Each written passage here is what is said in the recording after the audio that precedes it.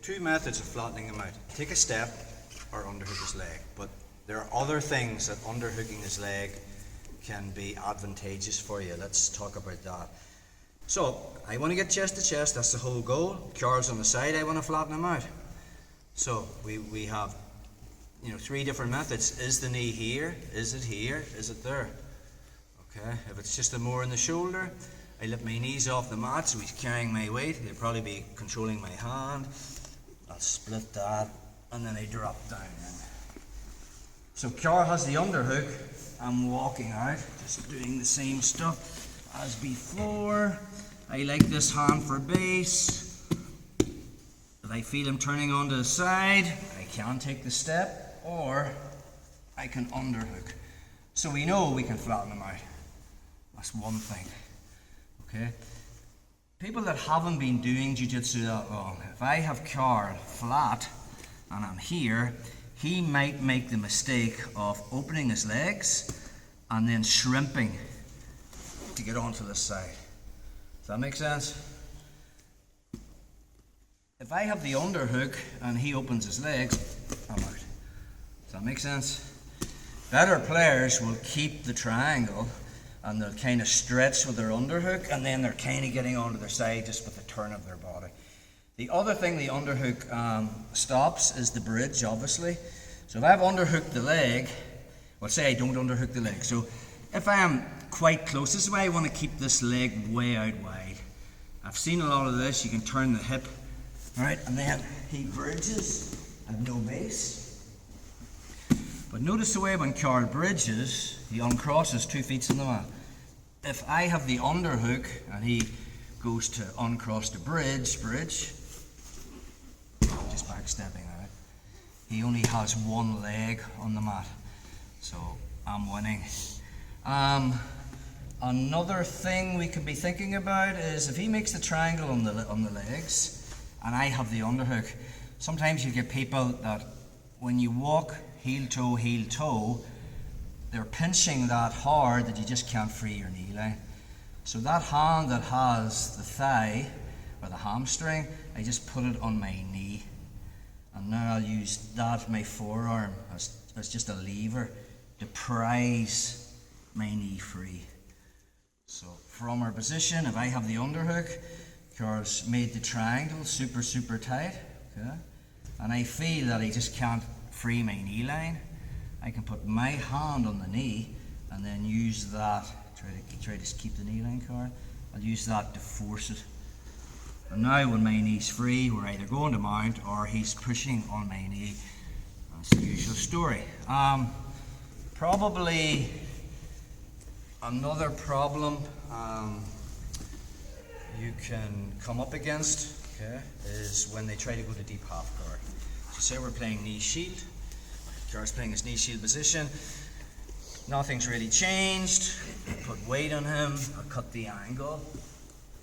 Once I get into my position that we favor, okay, sometimes if you're quite not on the shoulder line and you're more on his chest, Carl's space with his right hand to underhook my leg, and then he'd turn into me and then he'd turn away from me and we end up in deep half guard. If you're not familiar with that, it's another guard that can be troublesome. And again, there are passes that you can use, obviously, to pass deep half guard, but we'd rather not go down that route. So obviously, first thing is when I put weight on him and I change that angle, I want to be way up on the shoulder line. That means it's going to be difficult for Carl to go for the deep version of deep half guard, whereby he would be underhooking this leg. If I've got his head trapped between my elbow and my lat, it's going to be quite hard for him to go for that, but he can go for this one. There's another version, just go for deep half guard, but a shallow version. So instead of having the grip here, he can have the grip here. Okay. So also watch what Carl did there, and we're going to address this next time. He put a hook on my leg. Okay, so once I got him to this position, say I'm here, and he makes a hook with his foot. Right, from there now, see the way that leg is laid, and he can use that to come up on top. We're not going to go down the route of dealing with that tonight. We'll cover that next time. But let's just think about how to stop deep half guard in the first place. So I'll put weight on him. It's low this time, so I can't turn the corner. So I'll put my hip on it.